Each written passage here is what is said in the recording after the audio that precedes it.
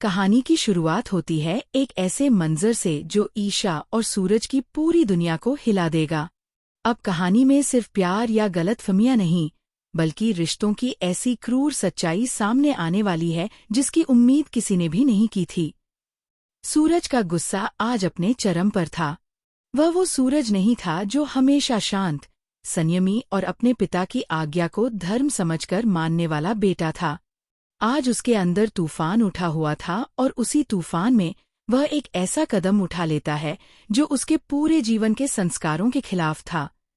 जी हाँ, सूरज ने बिया को एक जोरदार तमाचा मार दिया, लेकिन यह सिर्फ एक थप्पड़ नहीं था। यह उसकी टूटी हुई उम्मीदों की चीख थी। उसके दिल में जमे दर्द का विस्फोट था और घर के हर कोने में ये सवाल गूंजने लगा कि आखिर सूरज इतना बदल कैसे गया। इसके पीछे छिपा था वह फैसला जो गुलाब सिंह ने अचानक ले लिया था। एक ऐसी शादी जिसने पूरे घर की हवा को जहरीला बना दिया। जैसा कि आप सभी जानते हैं, ईशा ने अपनी पूरी ताकत लगा दी थी कि ये शादी रुक जाए।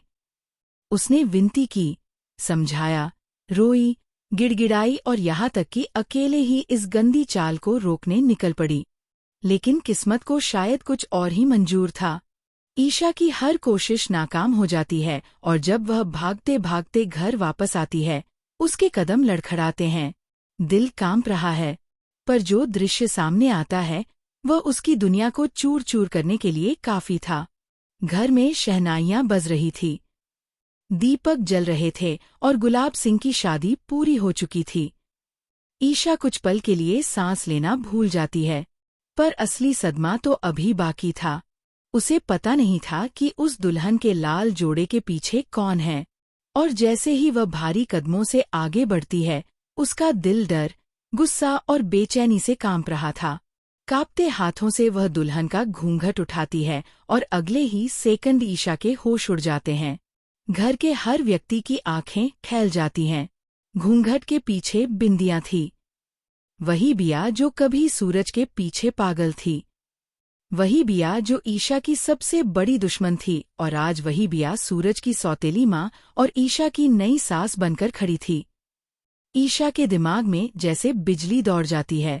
उसे तुरंत सब कुछ समझ आ जाता है कि यह शादी महज एक संयोग नहीं, बल्कि एक पूरी प्लानिंग है, एक गंदी साजिश।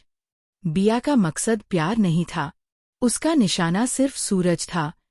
वह जानती थी कि सूरज अपने पिता की हर आज्ञा मानता है, और अगर वह गुलाब सिंह की पत्नी बन जाएगी तो रिश्ते के नाम पर सूरज को उसके सामने झुकना ही पड़ेगा। उसे माँ कहना पड़ेगा, उसकी हर बात माननी पड़ेगी।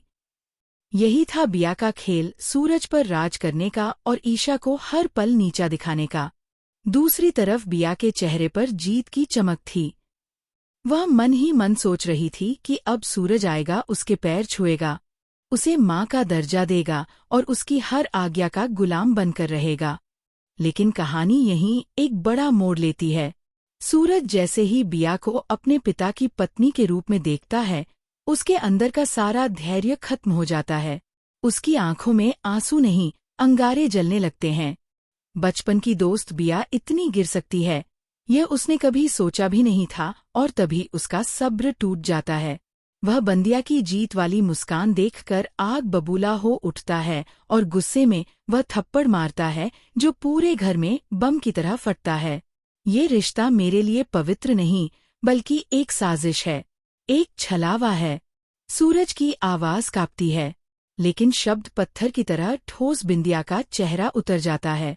वह नहीं समझ पाती कि सूरज उसके सामने झुकने के बजाय उसके खिलाफ खड़ा हो गया। यहीं से शुरू होती है तीनों की असली जंग, ईशा की, सूरज की और बिया की। और दोस्तों, अब इस घर में जो होने वाला है वह ना प्यार होगा, ना तकरार, बल्कि एक ऐसा धमाका जो पूरे परिवार की नींव हिला देगा।